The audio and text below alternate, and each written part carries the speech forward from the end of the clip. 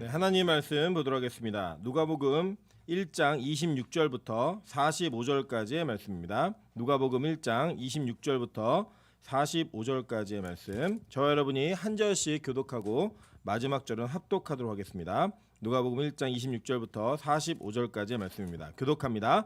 여섯째 달에 천사 가브리엘이 하나님의 보내심을 받아 갈릴리 나사렛이란 동네에 가서 다윗의 자손 요셉이라 하는 사람과 정혼한 처녀에게 이르니 마리아라. 그에게 들어가 이르되 은혜를 받은 자여 평안할지어다 주께서 너와 함께 하시도다 하니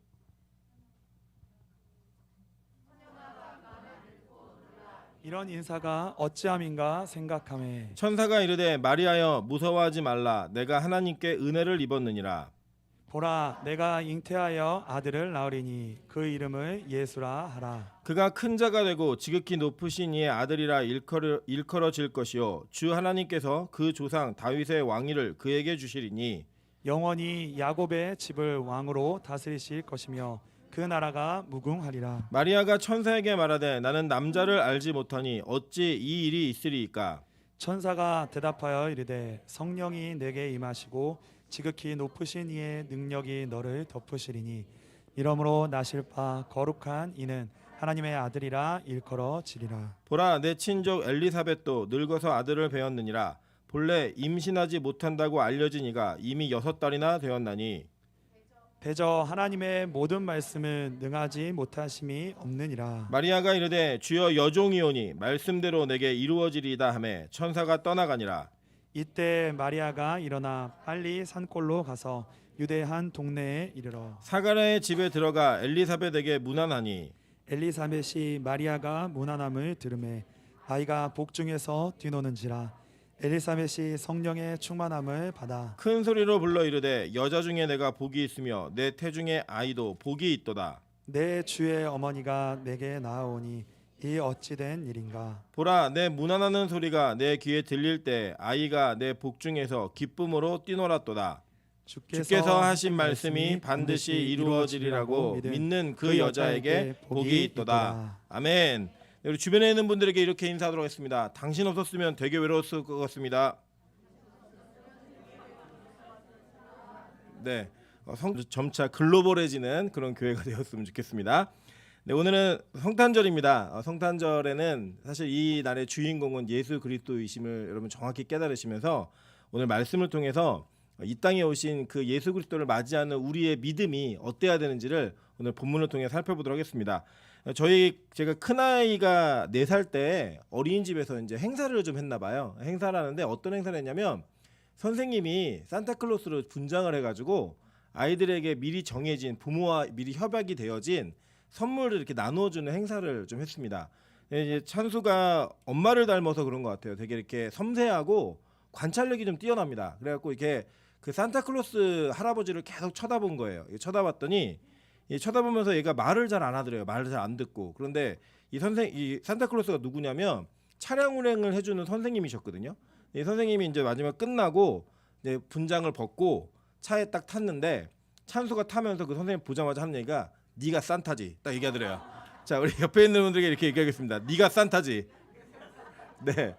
이 세상에서 만들어 놓은 우리에게 기쁨을 주고자 하는 여러 가지 이런 상징물들, 그리고 산타클로스 사실 그 실존했기 하지만 크리스마스의 주인공은 아니거든요. 기독교 정신도 사실 아니고. 그런데 이 산타클로스가 기다려지는 주인공이 되어지는 세대가 되어져 버렸고, 이 성탄절에 예수 그리스도를 이야기하는 것이 너무나 어색하고 이상한 그런 시대가 되어 버렸습니다. 그 가운데에서 우리가 진짜로 이 땅에 오신 예수 그리스도가 어떻게 우리에게 오신 분이시고 과연 우리가 받아야 되는 최고의 선물이 무엇인지를 다시 한번 이 본문을 통해 기억해보는 그런 시간을 갖도록 하겠습니다. 오늘 본문에 보니까요, 천사 가브리엘이 등장했다라고 이야기합니다. 근데 이 성경에 나와 있는 천사들 중에 이름이 정해져 있는 천사들이 몇몇이 있었어요. 그중에 이 가브리엘이라고 하는 천사가 담당했던 역할이 있었는데 그 역할이 뭔지를 한번 살펴보도록 하겠습니다. 다니엘서 8장 15절부터 19절에 보면 이렇게 얘기합니다.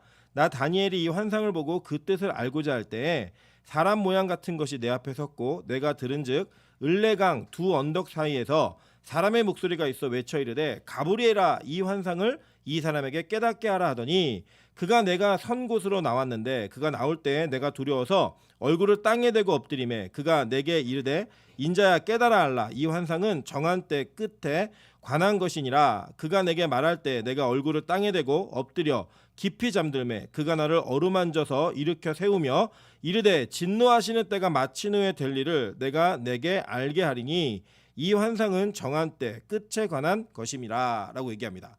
이거 보니까 다니엘에게 무언가 하나님의 메시지, 즉 마지막 때에 무슨 일이 벌어질지에 대한 비밀을 알려주는 메신저로서 누가 왔냐? 가브리엘이 온 거예요. 가브리엘이 다니엘에게 앞으로 일어난 일들에 대한 얘기를 내가 해줄게 라고 말하면서 그 내용들을 깨닫게 하는 그런 내용들을 전달하는 천사로서 등장을 합니다. 다니엘서 9장에도 등장하는데요. 볼게요. 9장 20절부터 23절입니다.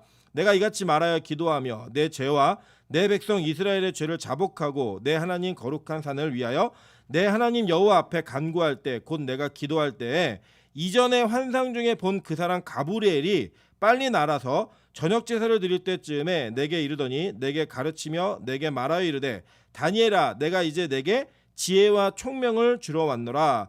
곧 내가 기도를 시작할 즈음에 명령이 내렸으므로 이제 내게 알리려 왔느니라. 너는 크게 은총을 입은 자라. 그런즉 너는 이 일을 생각하고 그 환상을 깨달을지니라 라고 얘기해요. 그러니까 내용이 뭐였냐면 가브리엘이 또 나타나갖고 얘기한 게 뭐냐면 내가 너에게 지혜와 총명을 주겠다. 그 지혜와 총명의 목적이 뭐냐면 공부 잘하고 똑똑한 게 아니었어요. 뭐였냐면 하나님께서 말씀하신 그 메시지를 깨달아 알 수 있는 그 환상에 대한 내용, 하나님의 계시를 정확히 이해할 수 있는 지혜를 주려고 왔다라고 얘기해요. 오늘도 보니까 이 가브리엘이 이 전에도 나타났던 적이 있어요. 누가복음 1장 19절에 보니까 이렇게 얘기합니다.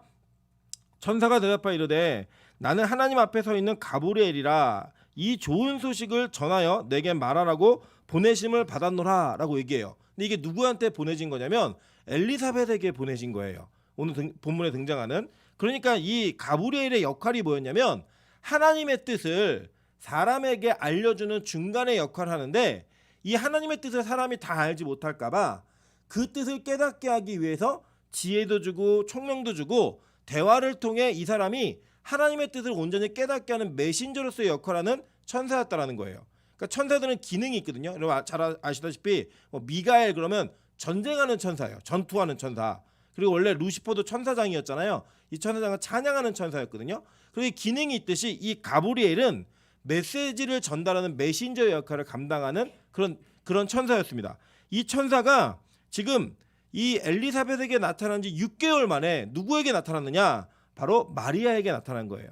네, 여러분 이 설교를 들으신 분들 기억하시겠지만 이 마리아는 히브리식으로 발음하면 미리암입니다. 미리암. 그러니까 미리암이라는 이름을 그대로 따가지고 마리아라고 얘기하고 있는 거예요. 뭐 우리도 예를 들면 뭐 김유신이라는 이름이라든지 뭐 김일성 이렇게 짓진 않잖아요, 그죠? 그러나 우리 가문이나 역사 속에 굉장히 중요한 인물들의 이름을 따서 짓는 것처럼 이 유대 문화에서는 이게 더 심했어요. 그래가지고 그 집안에 돌려 쓰는 이름이 있었고 굉장히 인기 있는 이름들이 있었습니다. 그 중에 많은 인기 있는 이름이 뭐였냐면 여자 이름 중에는 마리아예요. 마리아.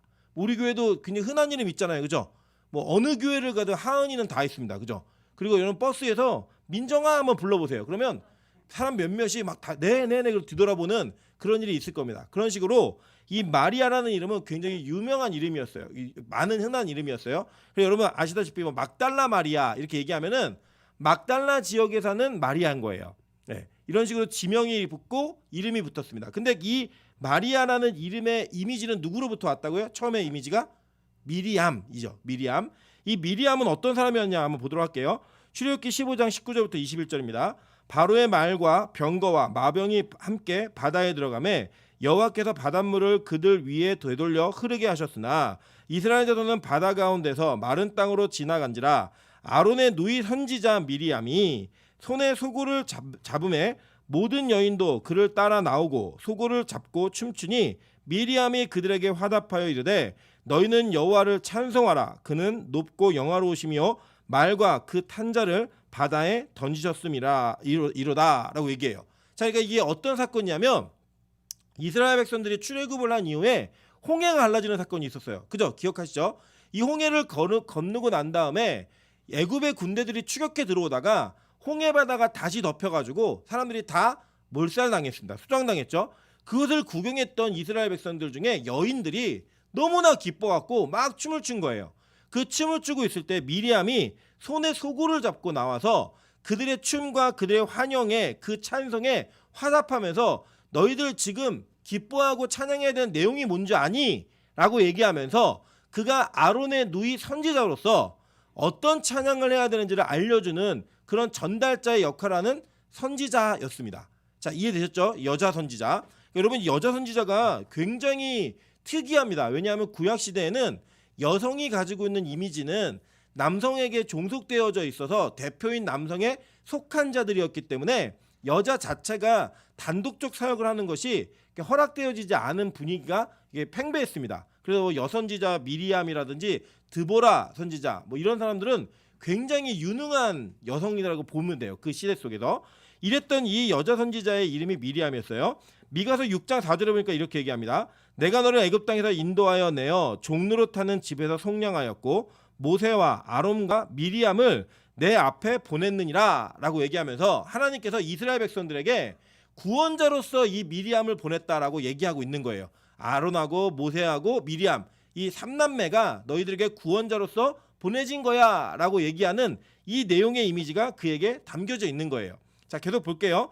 사도행전 1장 12절부터 14절 보니까 이렇게 얘기합니다. 제자들이 감람원이라는 산으로부터 예루살렘에 돌아오니 이 산은 예루살렘에 가까워 안식일에 가기에 알맞은 길이라 들어가 그들이 유하는 다락방으로 올라가니 베드로, 요한, 야고보, 안드레, 빌립, 도마와 바돌로메, 마테와 및 알페오의 아들 야고보, 셀롯인 시몬, 야고보의 아들 유다가 다 거기 있어 여자들과 예수의 어머니 마리아와 예수의 아우들과 더불어 마음을 같이하여 오로지 기도에 힘쓰더라 라고 이야기해요. 자, 이 장면은 어느 장면이냐면 지금 예수님께서 승천하시면서 모여서 기도하라고 말씀하셨잖아요. 그죠? 그 모여서 기도하라고 얘기할 때 그들이 어떤 멤버들이 모여 기도했는가를 얘기할 때 이 마리아라는 그 예수님의 어머니가 등장하는 거예요. 아직 안 돌아가신 거예요. 그러니까 예수님 돌아가신 이후에도. 자, 그런데 여기 보니까요. 이 마리아의 이미지는 어떤 이미지냐면 이스라엘 백성들을 구원하는 이미지였던 거예요. 그리고 그 구원한 사건과 상황들을 찬양하는 이미지로서 이 마리아라는 이미지가 그에게 그대로 담겨져 있는 겁니다. 예를 들면 이런 게 있겠죠. 우리가 예를 들어 어떤 사람의 이름이 김일성이다 그러면 그 사람을 볼 때 갖는 이미지가 있죠. 그죠? 이 사람 좀 이상한 사람 아니야? 왜 이름을 그렇게 지었대? 이렇게 얘기하는 이미지가 좀 있잖아요. 그래서 예를 들어 이순신 이런 여러분 주변에 이런 사람이 있으면 어떤 이미지예요? 예. 와, 나라를 구한 영웅이다. 그래서 교회에 가면은 특히 신학교에 가면은 예수님의 12제자와 성경 인물들이 되게 많아요. 예, 심지어는 저는 베드로도 봤습니다. 예. 베드로가 아니라 베드로가 있고 제 선배님 중에는 호세아 선배님이 계세요. 호씨예요, 진짜. 네, 세아 이렇게 있고 그리고 이제 진짜로 이제 야곱, 뭐 요셉 이런 이름은 너무 흔하죠, 그죠? 네, 그래 그런 이름을 짓는 게 뭐냐면 그 사람의 받았던 하나님의 은총이나 이런 것들이 이에게도 동일하게 임했으면 좋겠다라고 하는 것들을 이렇게 짓는 거잖아요. 그런 이미지로서 이 마리아는 하나님 앞에서 준비되어진 선지자의 이미지 그리고 승리를 찬양하는 이미지로 이 이스라엘 백성들 가운데 있었던 거예요. 그래서 이 예수님의 어머니였던 마리아가 지금 이 가브리엘을 만나는 이 장면은 우리가 그냥 가브리엘 그리고 또 마리아 이러니까 여러분 그냥 그런 사람이 있었고 그런 천사가 있었나 보다 이렇게 생각하시지만 유대인들에게는 이 장면이 뭔가 일이 벌어지겠구나, 뭔가 대단한 사건이 있겠구나 라고 생각하는 거예요. 뭐 예를 들어 이럴 수 있겠죠. 뭐 우리 어떤 두 사람이 만났는데 짝꿍이 됐는데 한 사람의 이름은 이순신, 옆에 있는 사람 이름 원균이에요. 그리고 우리 어떤 생각하겠어요? 와, 임진왜란이 또 일어나겠구나. 네, 이런 생각이 드는 것처럼 지금 이 가브리엘과 마리아의 만남은 유대인들에게는 어마어마한 사건이 벌어지는 거예요. 하나님의 메시지가 전달이 될 거고 그 메시지를 깨달은 마리아가 이 땅 가운데 그 내용을 전달하는 역할을 중간자의 역할을 하겠구나라고 하는 그러한 상상과 그런 내용들을 충분히 할 수 있는 그런 것들이 있었다라는 거예요. 자, 그 내용들을 기초로 해서 지금 오늘 마리아에게 이 마리아와 가브리엘의 대화를 우리가 한번 살펴보도록 할게요. 이 가브리엘이 나타나갖고 처녀였던 마리아에게 뭐라고 얘기하냐면 이렇게 얘기하는 거예요. 28절 한번 보세요. 그에게 들어가 이르되 은혜를 받은 자여 평안할지어다 주께서 너와 함께 하시도다 하니 라고 이야기합니다. 그랬더니 마리아가 어떻게 생각을 했냐면 29절 볼게요. 처녀가 그 말을 듣고 놀라 이런 인사가 어찌민가 생각하매라고 얘기해요.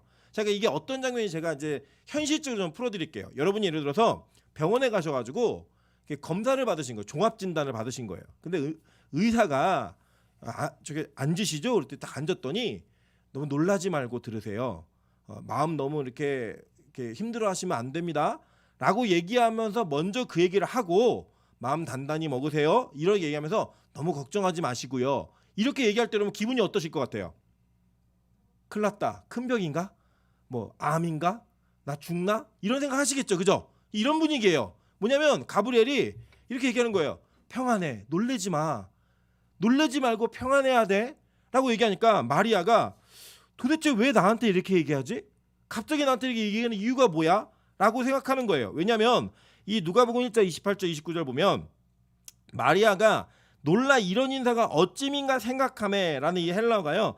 디알로기조마이라는 단어인데 이 단어의 뜻이 뭐냐면 철저하게 생각하고 논리적으로 이성적으로 숙고하고 상상하는 거예요. 뭐지? 왜 나한테 이렇게 얘기하지?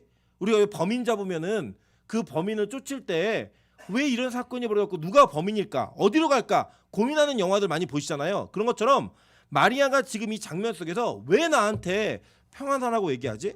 도대체 무슨 일이 벌어질까? 왜 이렇게 말하는 걸까? 라고 하는 두려움과 그 안에 여러 가지 이성적 고민들이 있었던 거예요. 그 고민의 내용의 결론이 뭐였냐면 이런 거예요. 갑자기 마리아에게 너 아들 생길 거야 라고 말한 거예요. 여러분 이게 지금 가당키 나은 일입니까? 인류 역사 가운데 남자를 알지 못한 채 임신을 한 최초의 여자 그리고 최후의 여자예요. 여러분은 그러시면 안 돼요. 이런 거 없어요. 이 땅에는 다시는 이런 일은 반복되지 않아요. 근데 유일하게 이 사건이 이날 벌어진 거예요. 여러분 이게 누가 이해하겠냐고요. 누가 이거를 한 번도 경험해보지 못한 들어보지도 못한 사건이 그에게 벌어지는데 너 안심해 평안해 라고 얘기한 의미가 뭐였나 그 내용을 들어보니까 그게 뭐예요? 너 임신할 거야. 이게 뭔 황당한 이야기예요. 여러분 사실은요 기독교가요 좀 합리적이면 복음을 전하는 저도 복음의 내용을 받는 여러분도 좀 편하실 거예요. 예를 들면 이 자리에 앉아있는 분들 가운데는 아직 예수를 믿지 않고 인정하지 않는 분도 계시고 심지어 오늘 그 중국에서 우리 방문한 우리 친구도 있어요. 교회를 아마 제가 볼 때는 그렇게 많이 다녀보지 않았을 거예요. 이분들에게 이 내용을 전달하는 일은요 성탄절은 약간 이상한 사람들이 모여가지고 말도 안 되는 이야기를 하는 내용인 거예요. 그러니까 마리아의 입장에서도 마찬가지였던 거예요. 이해가 안 되는 거예요. 그래서 뭐라고 그 가브리엘의 메시지에 응답을 하냐면 마리아가 이렇게 얘기합니다. 누가복음 1장 34절이에요. 마리아가 천사에게 말하되 나는 남자를 알지 못하니 어찌 일이 있으리까? 라고 묻는 거예요. 그러니까 이게 뭐냐면 나는 한 번도 남자랑 잠자리를 하지 않았는데 어떻게 내가 임신을 해요? 라고 되묻는 거예요. 여러분 기독교는요 어떤 면에서 보면은 참 황당무계합니다. 그죠? 기독교의 기본적 진리 그리고 이 기본적으로 우리가 믿어야 되는 구원의 진리 속에 이 동정녀 탄생, 동정녀 마리아를 통한 예수 그리스도의 탄생은 이해할 수 없는 우리가 논리적으로 추론할 수 없는 합리적으로 받아들일 수 없는 말도 안 되는 사건이에요. 이 사건이 세상 사람에게 들려질 때 어떻게 느껴질까요? 이거 정말 이상한 사람들 아니야? 정신 이상자들이 모여서 얘기하는 거 아니야? 라는 이야기를 충분히 들을만 하다는 거예요. 그러니까 제가 목사니까 이 내용을 여러분 믿으십니까? 여러분 아멘 할 수밖에 없잖아요. 교회니까. 그죠? 근데 밖에서 여러분이 이 내용을 말하는 게 그렇게 쉽지 않다는 거예요. 마리아가 여러분 생각해 보세요. 여러분 누군가 여러분의 진짜 이런 일이 벌어진 거예요. 꿈에 천사가 나타나갖고 너 임신할 거야. 저는 남자친구도 없는데요? 남자친구 한 번도 못 사귀어 봤는데요? 너 임신할 거야. 그랬을 때 여러분 진짜 임신이 돼가지고 사람들이 묻는 거예요. 너 어찌 된 일이야? 너 이게 무슨 일이야? 그랬더니 얘기하는 거예요. 아니 내가 가만히 있었는데 천사가 나타났고 나 임신할 거라 여기서 임신했어요 라고 말하면 여러분 어떤 사건이 벌어질 것 같아요? 누구야? 빨리 대. 어떤 남자야? 어떤 놈이야? 되게 얘기하겠죠. 그죠? 아무도 그 말 믿지 않을 거예요. 여러분 지금도 믿지 않는데 이 당시에 믿을까요? 아무도 믿지 않았을 거예요. 어떤 누구도 마리아가 이야기하는 내가 봤다라고 얘기하는 걸요 믿지 않았을 거예요. 심지어는요 이 말을 썼던 성경의 인물들도 이 처음에 이게 믿어지지가 않았던 거예요. 그래서 예수님을 구주로 처음에 인정하지 않은 거예요. 라삐어 부르며 쫓아나왔어요. 나중에 그분이 이 땅에 오신 메시아인 걸 알고 난 다음에야 이 성경을 쓸 때는 확신 있게 썼겠지만 처음에는 그들이 예수 그리스도가 메시아라고 하는 사실을 온전하게 이해하지 못하고 따라다녔어요. 여러분 지금 이게 한국에 있는 그리고 지금 저와 여러분의 기독교인들의 모습이라는 거예요.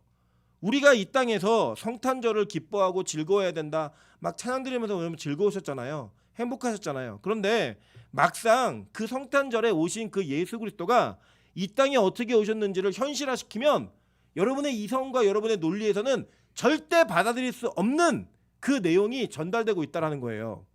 심지어는 이 마리아에게 이런 전달이 되어지는 시대는요. 지금 이 시대하고는 조금 달랐어요.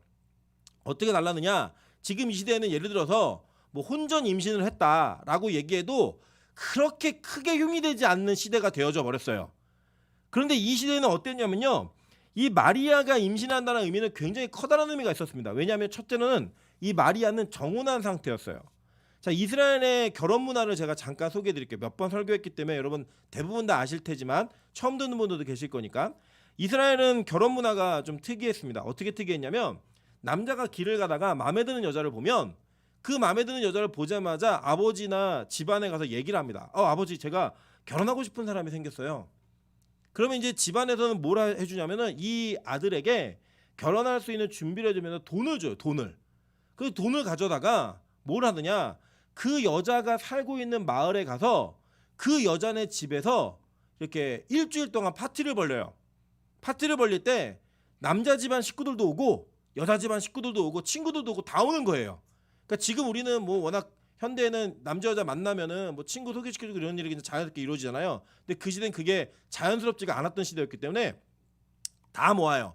일주일 동안 뭐라냐면 포도주 먹고 이야기하고 밤새도록 놀고 축제를 벌이고 음식을 나눕니다. 그러면 이제 막 포도주가 취하겠죠. 그러면 취하면 뭐가 나와요? 본성이 나오잖아요. 본성이. 어저께 우리 이주영 목사님이 같이 식사를 하면서 얘기를 하는 거예요. 자기는 동아 형제의 목소리를 듣고 싶으면 노래방이 너무 땡긴대요. 노래방을 너무 가고 싶대요. 그래서 노래방 가면 무슨 노래를 부르냐 그랬더니 소주 한 잔을 부른대요. 자기는. 자기 18번이 소주 한 잔이래요. 그랬더니 19번은 뭐냐? 19번은 취중진담. 20번은 난늘 술이야. 이런 찬양을 부르는 목사가 있어요. 그러니까 막 술 마시면 뭐가 나오죠? 본심이 나오는 거잖아요. 그래서 그 사람의 술을 마시면 본심이 나온다면 그 일주일 동안 서로 다 아는 거예요. 알 거. 알 걸 다 아는 거예요. 그러고 난 다음에 마지막 그 일주일이 되면 신부 앞에 포도주 한 잔이 딱 놓여져요. 그리고 이 포도주를 신부가 그 여자가 마시면 뭐예요? 너 이거 다 마시면 나랑 사귀는 거다. 오늘부터 1일 이거예요. 그 이게 딱 마시면은 그날 되는 거예요. 안 마시면 그 완전히 그 남자 집안이 그냥 굉장히 큰 수치와 모욕을 당하면서 이제 가는 거죠. 근데 이걸 마시는 순간을 뭐라고 얘기하냐면 정혼하는 순간이라고 이야기합니다. 그리고 이 정혼이 되면 이제 어떤 일이 벌어지냐면 남자가 그때부터 돌아가요. 집으로 돌아가가지고 이 신부를 데려올 신방을 꾸미는 거예요. 그게 길게는 1년도 걸렸고요. 2년도 걸리는 사람이 있었어요.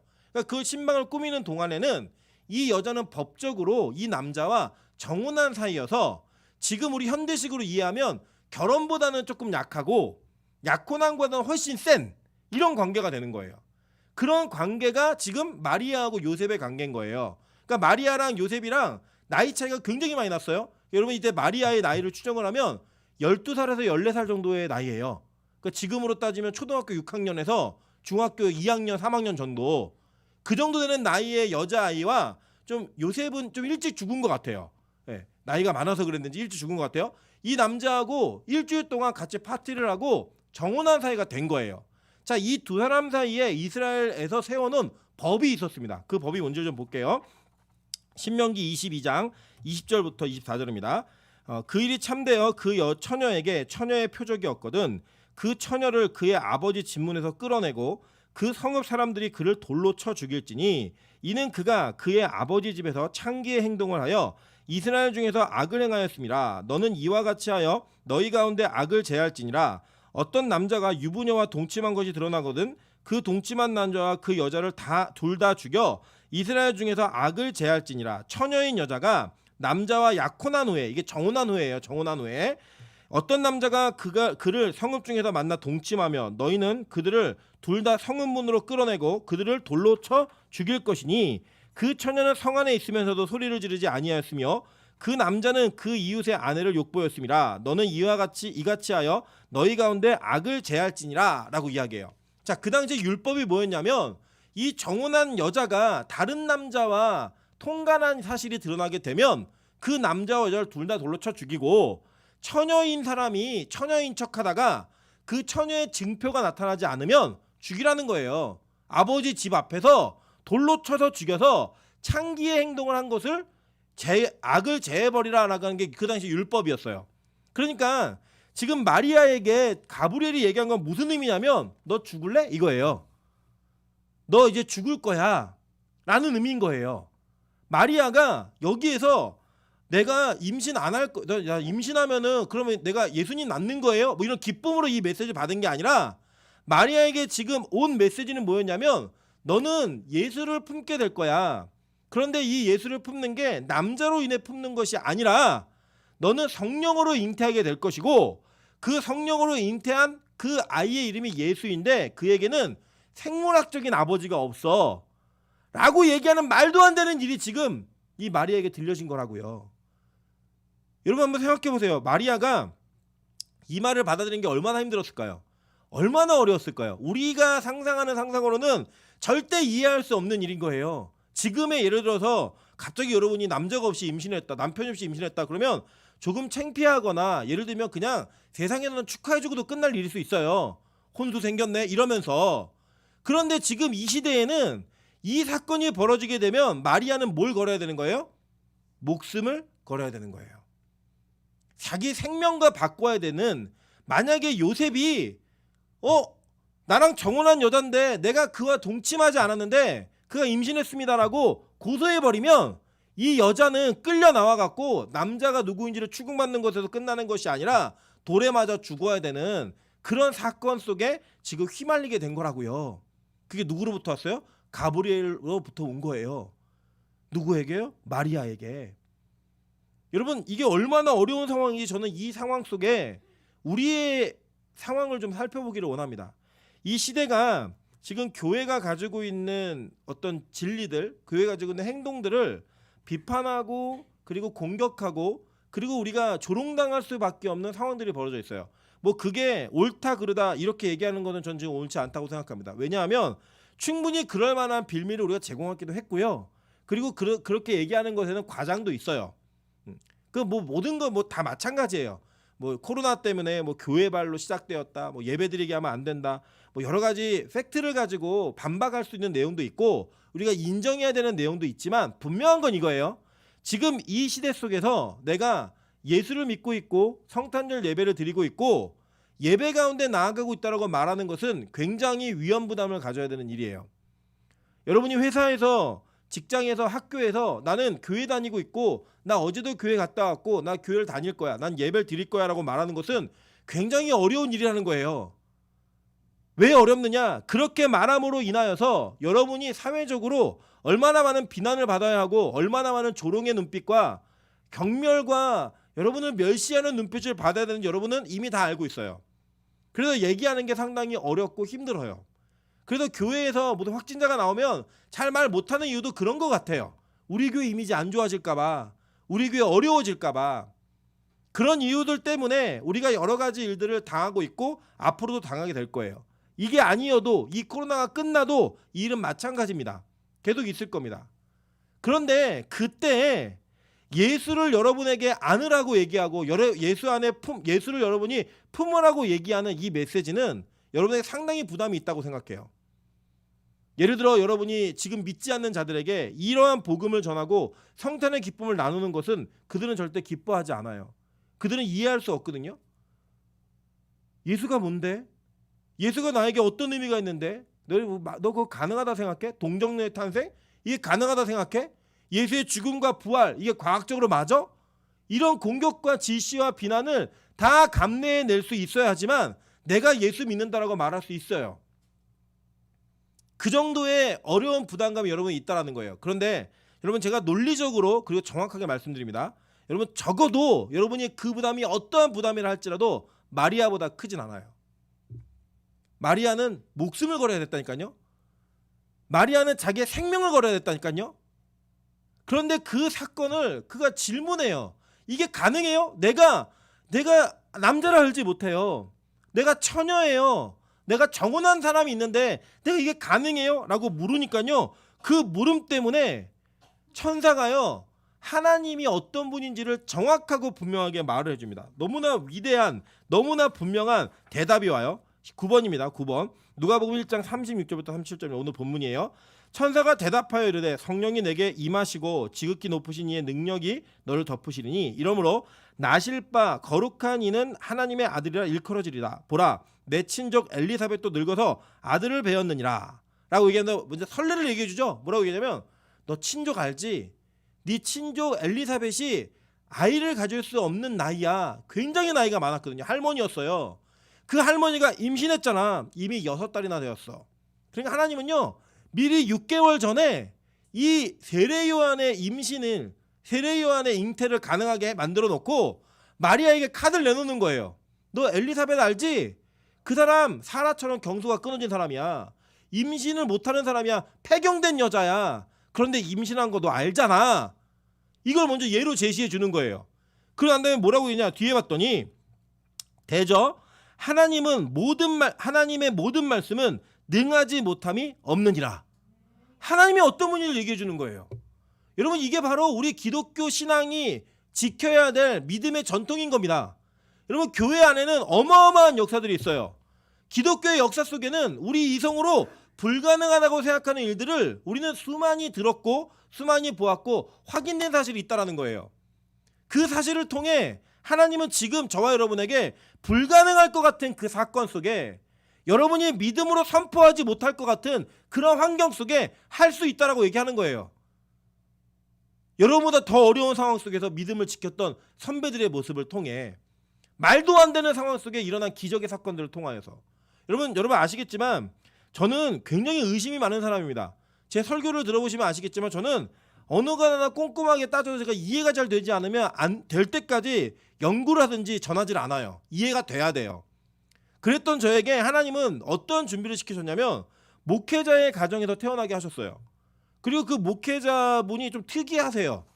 특이하셔서 하나님의 은혜와 은총의 길들을 기적처럼 경험하시는데 저는 어려서부터 그것을 다 크면서 봤어요. 옆에서. 저는 진짜 그랬다니까요. 내일이 수술인 날짜인 분이 그 수술 날짜에 수술 부위를 기도를 받다가 그 기도의 자리에서 다 치유가 되는 것도 경험을 했고요. 저는 정말 귀머거리가 듣는 걸 봤어요. 정확하게 듣는 건 아니었지만 소리를 아예 못 듣던 사람이 계단에서 누가 내려온다고 이 소리를 듣는 걸 저는 진짜 봤어요.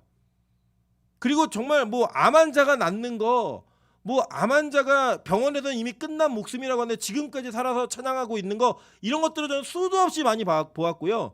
영적 세계와 기적들을 많이 봤습니다. 그러니까 간단히 말씀드리면 이런 거예요. 제 이성과 논리로는 이해할 수 없고 받아들일 수 없는 사건들이 실제 사실로 제 주변에서 너무 많이 일어났어요. 그리고 나도 저에게 하나님이 믿음을 요구하셨을 때 저는 그 믿음을 부인할 수가 없어요. 제가 교회를 떠나고 싶어서 성경 공부를 시작했다니까요. 성경이 가짜라는 걸 증명하면 교회를 안 나갈 수 있을 것 같아서. 그래서 제 안에 안 깨지는 게 뭐냐면 하나님이 살아계신 게 안 깨지는 거예요. 이유가 뭐냐? 너무 많이 보았기 때문에. 저는요. 우리 빛과 소금의 이 성탄의 메시지가 매주 반복되기를 매일 반복되기를 주님의 이름으로 축원합니다. 예수 그리스도의 성육신이 믿어질 수밖에 없는 기적적 사건의 연속이 우리 교회 안에 계속 벌어져야 돼요. 저는 그래서 제가 이렇게 얘기했습니다. 저희 아내가 이렇게 얘기하더라고요. 우리 교회에 제가 부임할 때 청빙 올 때 뭐라고 얘기했냐면 하나님 저는 우리 어머니가 시어머니예요. 시어머니의 하나님 말고 그 기적과 이적을 제가 경험해보고 싶습니다 라고 하는 그 기도를 했고요. 제가 여러분 뭐라고 말씀드렸냐면 저는 남의 교회 간증 얘기하고 싶지 않습니다. 우리 교회 간증 얘기하고 싶습니다 라고 말씀드렸어요. 그게 뭐였냐? 저는 어떤 이적과 기적 막 병 낫고 이런 거 얘기하는 거 아니에요. 뭐 명수 형제 갑자기 눈 뜨고 이런 거 원하지 않아요. 그런 걸 원하는 게 아니고요. 뭐냐면 우리 공동체 모두가 하나님은 정말 살아계시는구나 라고 고백할 만한 사건의 연속이 있었으면 좋겠다는 거예요. 저 사람이 변할까? 네, 변하는 거예요. 저 사람은 진짜 눈물이 안 터질 것 같아요. 눈물이 터지는 거예요. 우리 교회가 바뀔까? 바뀌는 거예요. 그걸 보면서 아 진짜 하나님 살아계시는구나 라는 걸 누구나 인정할 수 있는 믿음의 걸음이 이 공동체 안에 끊어지지 않는 거예요. 그래서 그 끊어지지 않으면 어디까지 이어져야 되느냐? 예수님 다시 오십니다. 아멘. 예수님 재림하십니다. 아멘. 부활하셨습니다. 아멘. 이라고 하는 그 고백과 그 외침이 전혀 어색하지 않는 교회가 되어야 된다는 거예요. 누구처럼요? 마리아처럼. 마리아는 엘리사벳의 임신을 봤거든요. 엘리사벳이 임신해서 6개월째 된 거를 봤다고요. 그 본 것을 통해 자기에게 동일한 사건, 아니 어쩌면 더 큰 사건이죠. 엘리사벳은 남편이라도 있었잖아요.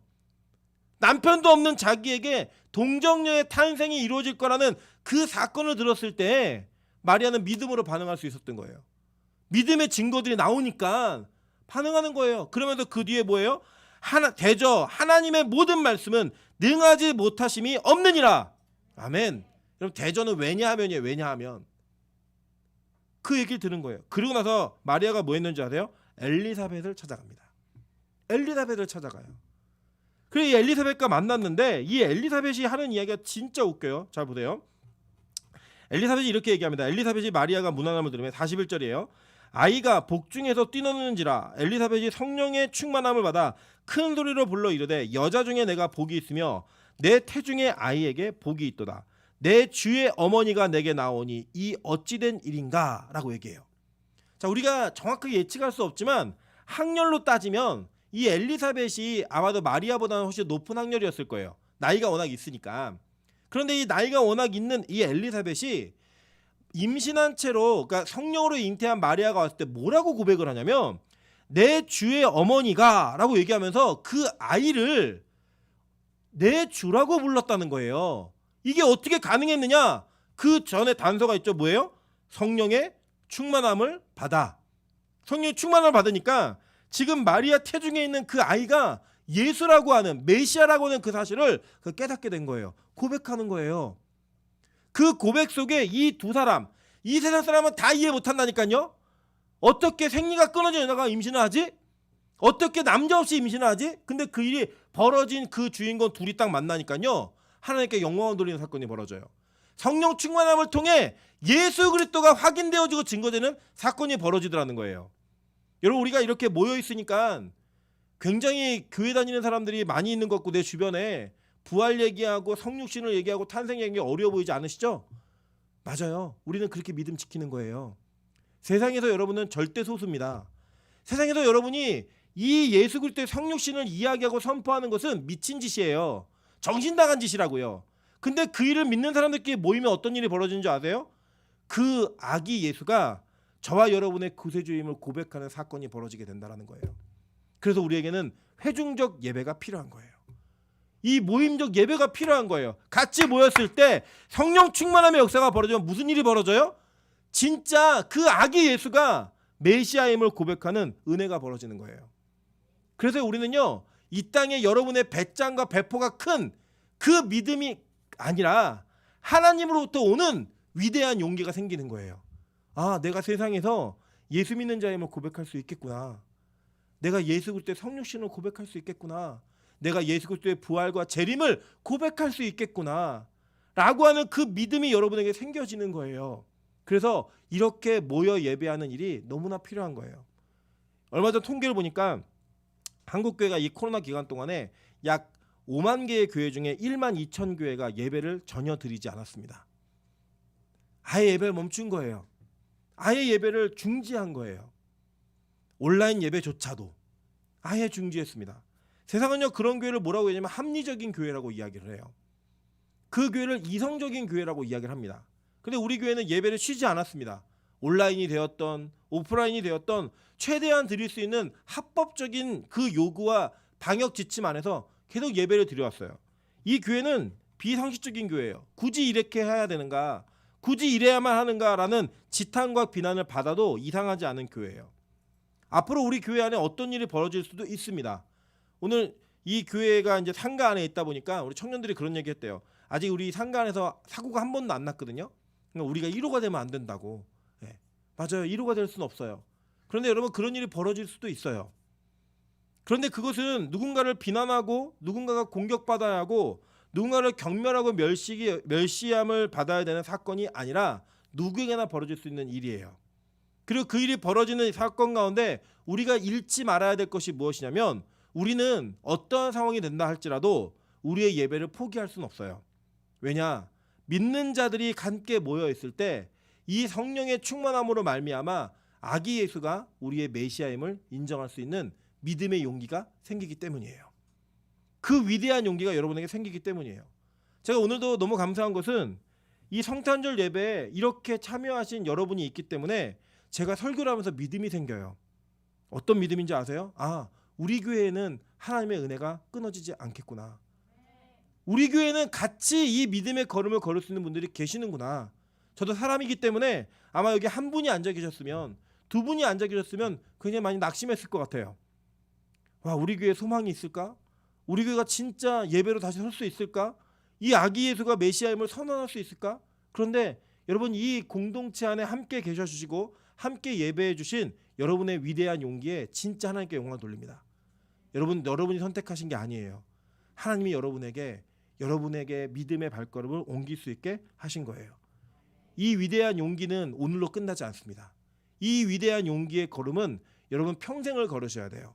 오늘 이 성탄절의 메시지가 한 번으로 잊혀질 수도 있고 기억나지 않을 수도 있겠지만 여러분에게 이 예수 그리스도 아기 예수를 메시아임을 인정하는 이 용기는 여러분의 목숨까지도 포기하면서 그 메시지를 이행할 수 있는 그 용기는 여러분에게 잊혀지지 않고 여러분의 믿음의 신앙의 여정에 끝까지 함께 하시기를 주님의 이름으로 축원합니다.